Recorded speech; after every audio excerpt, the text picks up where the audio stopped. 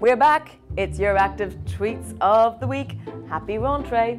This week, the Commission sticks to its Selmayrgate stance. Manfred Weber thinks he's in with a chance. And Theresa May is Queen of the Dance.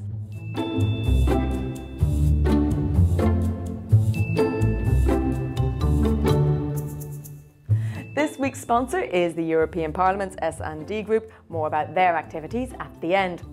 Kicking off the rentree with a bang, the European Ombudsman, Emily O'Reilly, issued her finding that the fast-track appointment of Jean-Claude Juncker's right-hand man, Martin Selmayr, to Commission Secretary-General amounted to maladministration.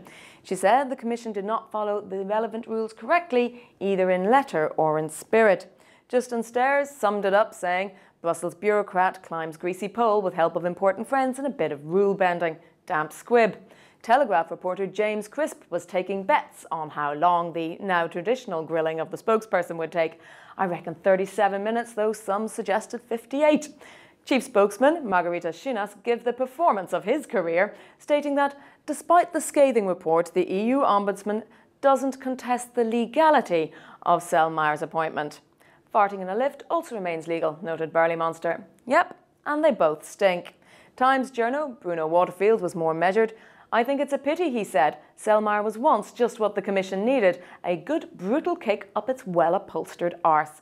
But Alice Stolmeyer was right when she said the Commission has scored an own goal. Yep, it's stuff like this that led to Brexit. Elsewhere, this week, Manfred Weber threw his hat in the ring to be the next Commission President by formally announcing his hope to be the EPP Spitzenkandidat. As if there's not enough German influence, as Agence Europe's cartoonist pointed out.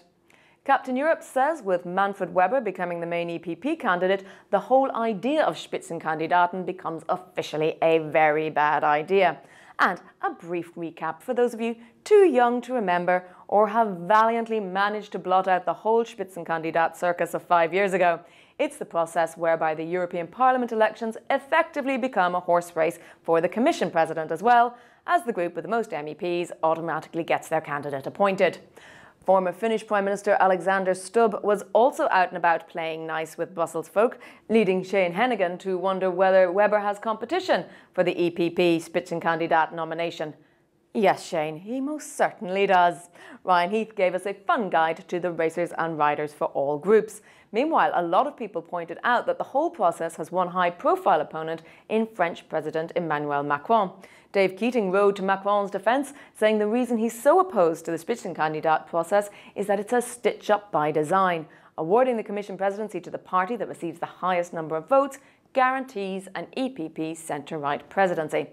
Personally, I'm just hoping it's not another middle-aged white guy. Hey, we can all dream. And finally, Theresa May dancing. Yes, it was over a week ago, but we were on holiday and really, how could you not want to see this again? The Theresa May dancing hashtag provoked joy and ridicule in equal amounts. Chris Bookmeyer said to give Theresa May some credit, she's better at dancing than she is at just about anything else. Rosanna Trudkin said, I'm no fan of Theresa May, her politics or her dancing skills, but hats off to her for getting stuck in. There would have been plenty of PMs who would have felt as though they were above doing that. Now, if she can just get stuck into tackling child poverty. And Sam Evans said, bring on another few years of Theresa May's dancing and curtsying, just for the memes.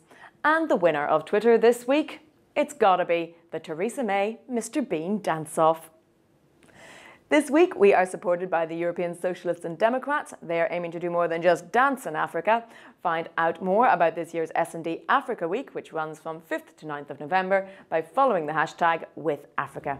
And that's it for this week. Join me again next week for more thrills and spills in the Brussels bubble Twitter sphere.